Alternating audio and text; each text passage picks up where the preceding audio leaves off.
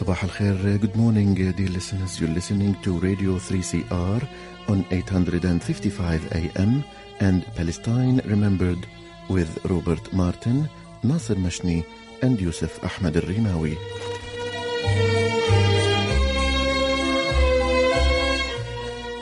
Palestine Remembered is Australia's only English-language radio program that is totally dedicated to Palestine. We'd like to welcome those listening on 855 and those that will join us on podcast at 3cr.org.au.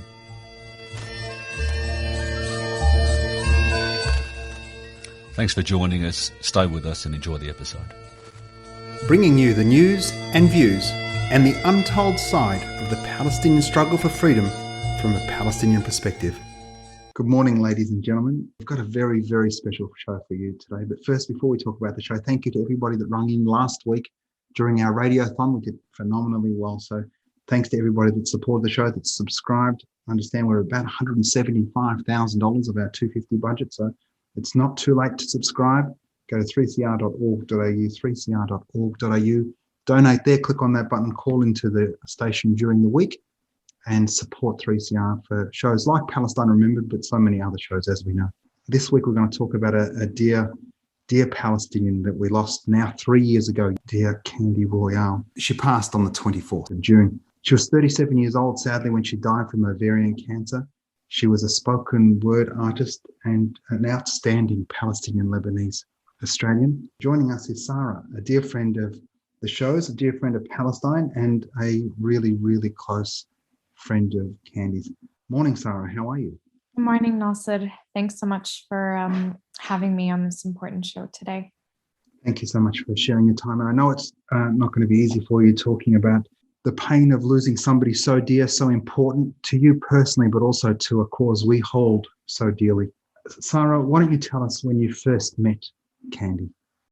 Thanks, Nasser. And before I go any further, I'd just like to begin quickly by acknowledging that I'm on Gadigal land right now. I'm coming to you from the land of the Eora Nations, and I'd like to pay my utmost respects to elders past and present. And I think given the conversation that we're having here today, our people's history of oral storytelling, it's important for me to acknowledge that we are on land where stories have been shared for thousands and thousands of years. And sovereignty was not ceded, and it's such an honor to be part of that tradition, to continue that tradition as a poet myself. And I think given that we're talking about Candy, also a storyteller, it becomes more incumbent upon us to not only make these acknowledgements, but understand these connections beyond the token. And so, of course, this was, and always will be Aboriginal land. I also met Candy on Gadigal land. I remember the first time I met her, she was performing poetry at a rally, of course. So how fitting that should be our first encounter. And I just remember it was also my first kind of time seeing spoken word be performed at a rally in such a way. It was so fierce. It was powerful. It was unapologetic. She was fierce and powerful and unapologetic. And for sure, I think one of the reasons why I got into poetry myself, because I saw her perform in all her power. And I was like, wow, that is someone who, is just truly an inspiration, I think, for so many of us. Your relationship, how did that evolve? As I mentioned, after seeing her perform at this rally over a decade ago now, I believe it was for Palestine. But we didn't meet until maybe, or properly get introduced until a couple of years later, just as we were starting the Bankstown Poetry Slam, which is, a popular community in Western Sydney. And I think one that Candy obviously held very dearly, one of the biggest, or if not the biggest, poetry slam in the Southern Hemisphere.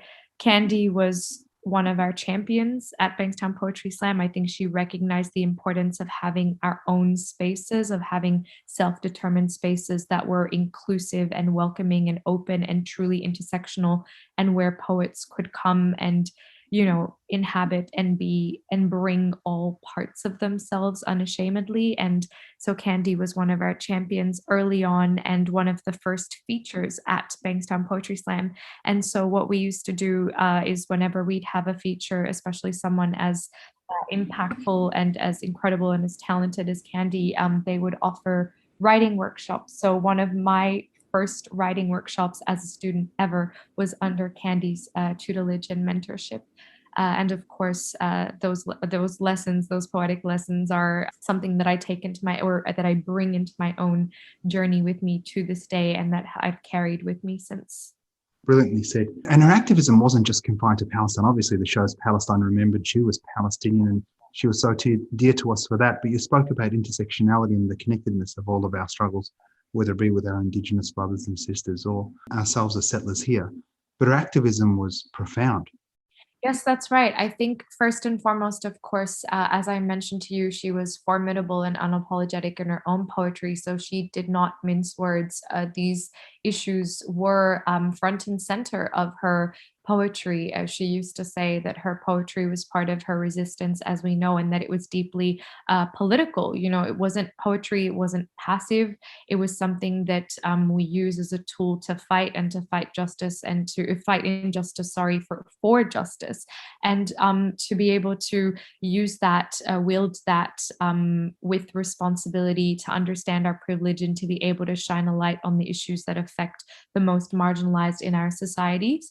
And so I think, having said that, of course, one of the biggest things that she advocated for and was a champion of was Palestinian rights, refugee rights, always understood and showed solidarity for Indigenous communities here. And I think that was very evident, not just in her poetry, but in her activism, in her connections and her community building. So of course, I think that really speaks to her work and how beloved she was, and what a loss that she has been. She has left a hole in these communities for sure. But having said that, I think that it would be remiss of me not to say that she was a light and a trailblazer, and someone who always, had love woven into everything that she did. And she did it with love. She did it with passion. She was always celebrating that and celebrating these joys. And I think it's something that I also want to bring here today as we speak about her and remember her, that's something that she was obviously one of the symbol of for me. She was an awesome, awesome talent, but also just so powerful and so charismatic, could fill a room just with her personality and just the energy. We're going to play one of my favorite pieces, and a piece that moves me to tears every time I hear it. Memories, my grandfather's. I am my grandfather's memories of sunshine streaming through olive trees, of women sitting around and clucking like hens whilst they crush garlic with spices to make that night's meal. Their men tend gardens, plough the fields of their Baladi, their homeland. I am my grandfather's memories, remembering that he was raised as a Christian in a land of Muslims with Jewish friends. He played in the dirt with his future enemies, shared meals, and didn't yet know that history was in the making somewhere in Europe. I am my grandfather's memories and the things he doesn't even know yet, like he was one of millions of pawns negotiated in a deal that would alleviate the guilt of the world for crimes committed that they had no hand in. There was no hatred yet. I am my grandfather's nightmares. Stories that came, horrors that caressed the ears of him, his parents, others in their community. It whispered that death was wiping out whole villages, that blood was being shed, so much that rivers ran upon the earth, turning it crimson. Violence was making the arid, land once fertile, wasted. I am my grandfather's nightmares, where he wished to be deaf to the stories of the Nakba, where to stay was to die, where to leave was to die. Death comes in many forms, and when your feet can no longer touch the ground you took your first steps upon, that's a form of death too. I am my grandfather's nightmares of the stories coming closer, of terror being sowed whilst the peasants ploughed the land. He thought of the danger his aging parents were in. He thought of his own life ahead of him. He'd seen his people torn from the earth, no more roots, they wandered out days, confused, crying for their losses, mourning the dead, asking Allah what they did to deserve this. He'd seen whole villages razed to the ground, and he knew that a knock on the door was imminent, that the violence ravaging his land would not stop. In fact, it intensified daily, and so, knowing under occupation is no place to live, he left one day. Saying goodbye to his parents, he swore he would send for them once he had found somewhere safe. I am my grandfather's memories as he stepped out that door one last time, held his hand up to shield his eyes, breathed in slow through his nostrils, and forced himself to remember every smell. He opened his eyes wide, allowed them to sting, and looked upon his village one last time. He forced himself to remember every sight. Then he closed his eyes and committed to memory all those memories before 1948, so that he would leave in love and not hate. Opening his eyes, I am his memory of walking away, of the crunch of dirt beneath his feet, of the earth's conversations with him, how the wind wished him well through the trees, and he responded with his heart. Knowing he could never return, he swore to his homeland it would reside forever inside. I am my grandfather's memories as he immigrated to Lebanon to try to start again. How he worked long hours as a refugee in a foreign land, trying to gather the money required to save his parents from the death which was beckoning. I am my grandfather's memories as he managed to bring his parents over, then start his own family. Getting married, having children, tragically losing a wife, getting married again, having more children and trying to provide for them. I am my father's memories of being born into a displaced family, where the homeland is referred to constantly, where he had this sense that he belonged elsewhere, where the injustice was keenly felt, where the world seemed not to care nor understand the plight of his people. I am my father's memories of a family striving to survive, always on the outside, and he as a child growing in another war-torn country, but knowing that he would leave before the army could get to him. I am my father's memories of being kidnapped twice, and twice being set free, for he did not subscribe to any form of religious extremism. I am my father's memories of constant warfare, being shot by rubber bullets, choking on tear gas, listening to missiles soar overhead, and hoping against all hope that their bullet-riddled apartment block would not be hit next. I am my father's memories of being 18 and knowing if he did not leave, he'd have to bear a weapon and the death that comes with it, either behind it or in front of it. So he left that land, knowing he could never return. He became a deserter of a war he did not agree with. As his plane ascended toward the heavens, I am his memories of hope for a better future, and sadness that he may never see those whom he loves again. I am my father's memories of picking grapes in France, trying to get enough money to get further away. I am my father's memories of boarding a plane for Australia, where he knew my mother to be, and tearing up his passport, arriving as a refugee. I am my own memory of being 8 or 9 years old and listening to the voice of my grandfather on a tape he sent us from a land I can barely imagine, but whose food I eat, whose music I hear, whose history I am already learning. I am my own memory of being 10 or 11 years old and seeing my dad cry for the first time. My father knew his father was dying but couldn't return.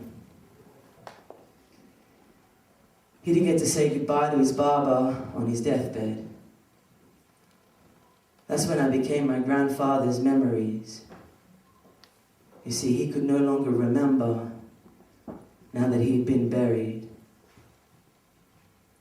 I have my own memory of being this teenager and struggling to exist between two cultures, one which sought me to hang on to a past and one which forced me into the future, one which sought to fill me with love and one which forced me to belong to this land. I have my own memory of trying to understand why my father was always so angry until I was old enough to see that where once my father had been a warrior, he was now nothing more than a warrior, and I mistook that fear at losing his land, his family, everything I took for granted for anger. I am my family's blood, where these memories, these histories course through my veins, where my own feet have not yet touched the soil of where my great-grandfather, my grandfather, and my father's footsteps roamed. I am the memories of the displaced, the lost, the hidden, the lies, the propaganda. I am the memories of blue sky, dry heat, homeless to bully tabla. I am the memories of that lost land.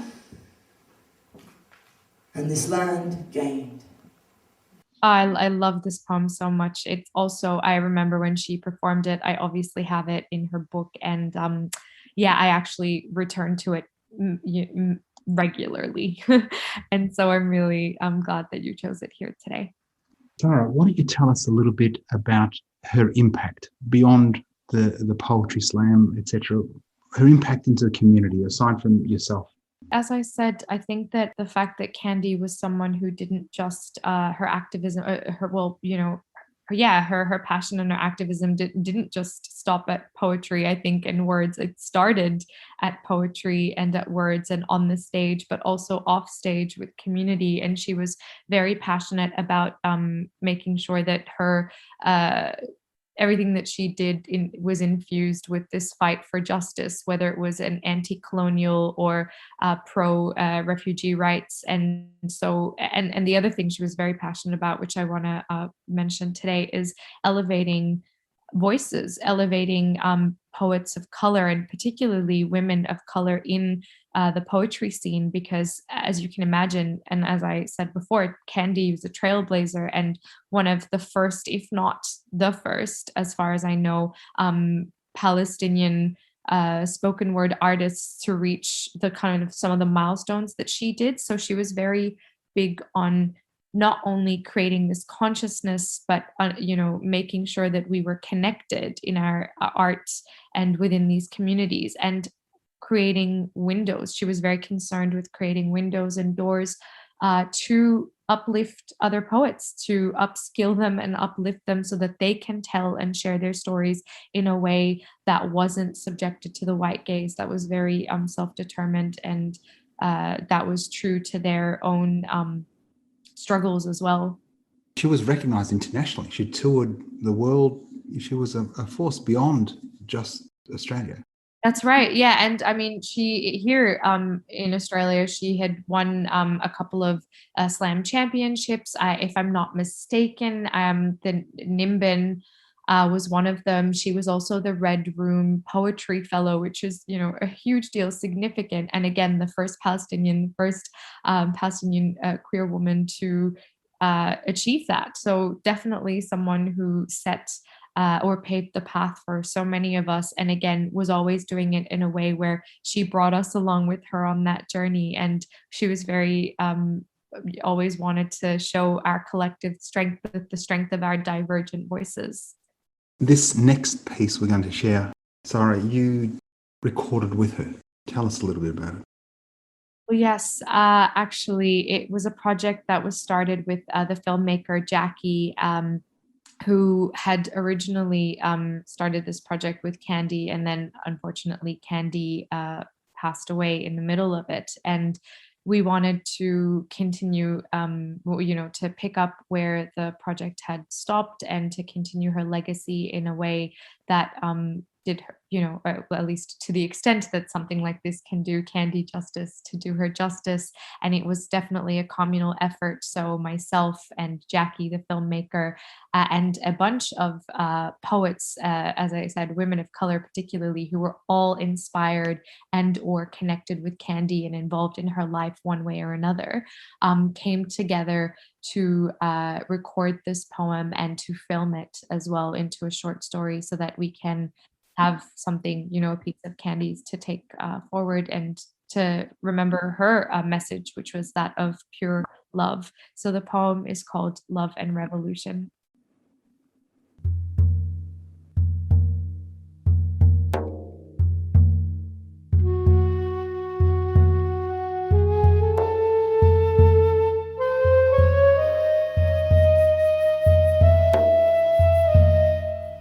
حب وثورة. Love and revolution.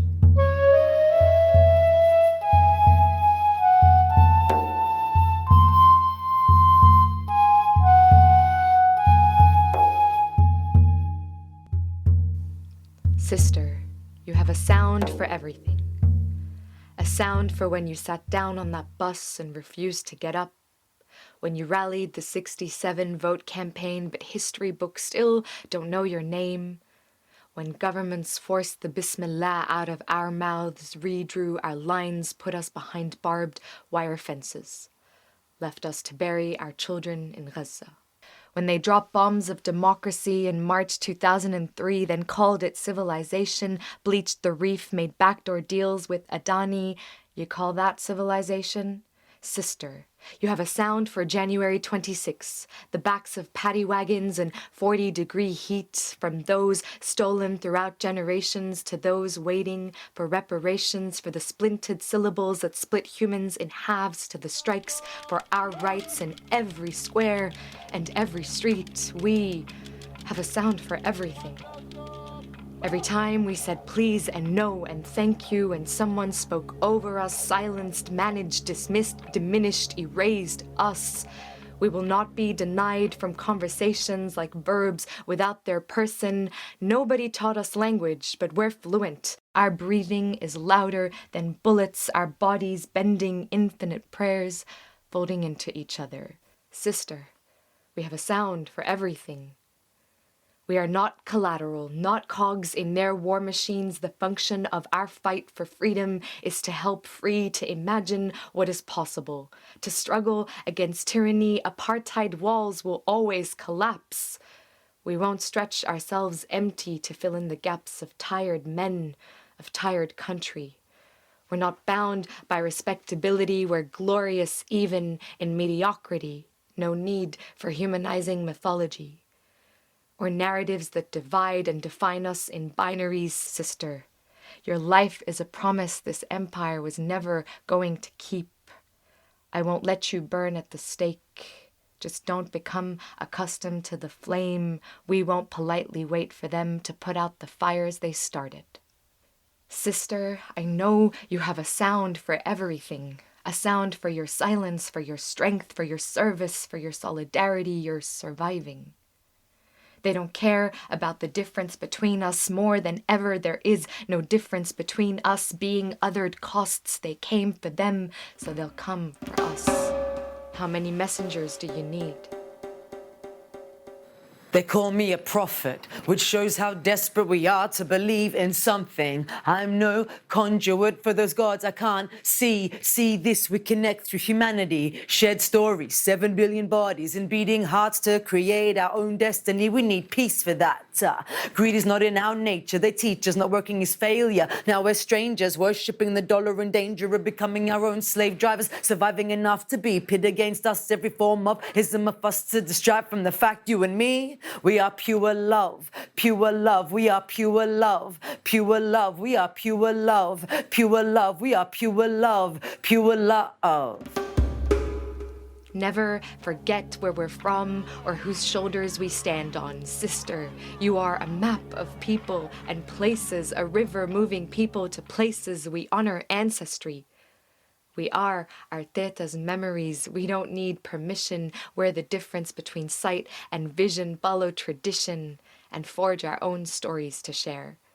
We shapeshift our wounds into equal parts gratitude. We learn to break our bones and rearrange them. We won't mistake lessons for lovers. We are more than our trauma. They tricked us into believing we can only be one thing. We are an altar of hope and grief, courage and fear, and all the in-betweens, autumn and spring falling into each other. We are dawn and dusk. There is no light without our dark. We are growing new worlds, and new worlds are growing us. Sister. We have a sound for everything. Our sounds are a chorus of voices that spin this earth on its axis. We are each other's safety nets. I will hold all your parts. Where your sweat ends, mine starts. I am the shedding of your skin. Your limbs are my anatomy. My poems are your artistry. Your roots are my trees. And I will fight for your dreams. So let's song. Let's truth. I will translate all my alliterations for you. You are the morning before our revolution. You are more than revolution, resurrection, ravenous.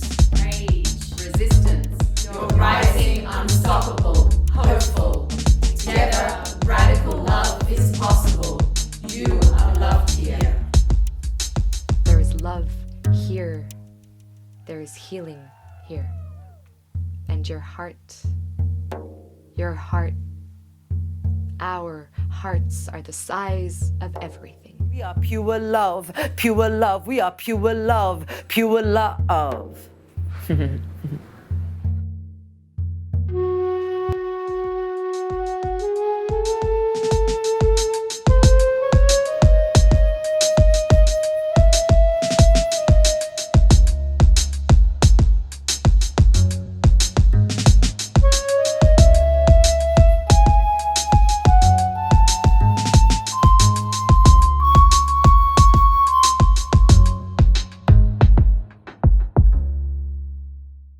And Sarah, thanks. That was so very beautiful. Perhaps just to close the show, Sarah, your fondest and dearest memory of Candy.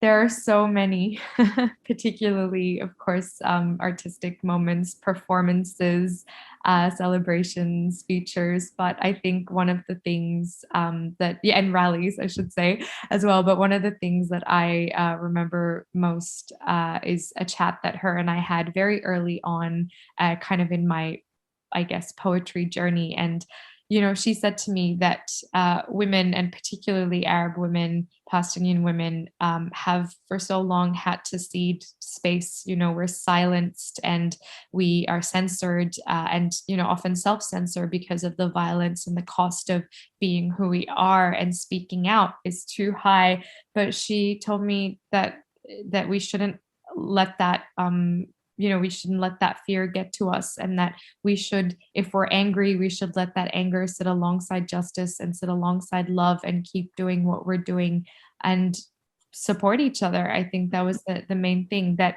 I could turn to her for advice whenever I wanted, but to never doubt the power of my voice and to always use it in a way because art is hopeful and art is healing and art is power. And she reminded me to never underestimate my power. And for when I'm feeling like we're definitely doomed, at least with art and with poetry, I feel like it becomes a bit more bearable. So I definitely think that Candy has taught me a lot, but that's one of the biggest lessons that I hold dear today.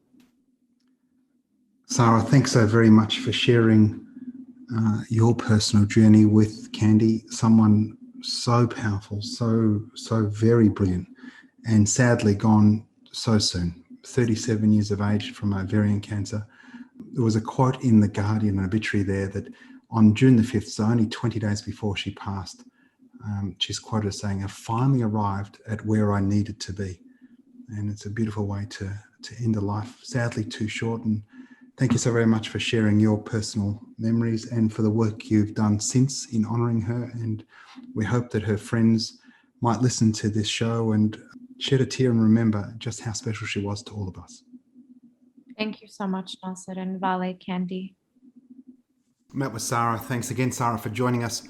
Do yourselves a favour, listeners. Google Candy Royale.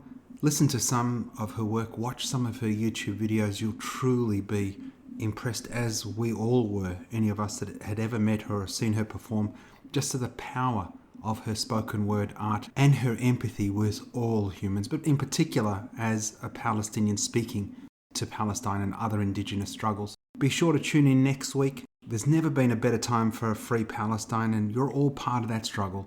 Part of that struggle is 3CR. Be sure to subscribe, sponsor, and donate. Thanks again, and speak to you next week.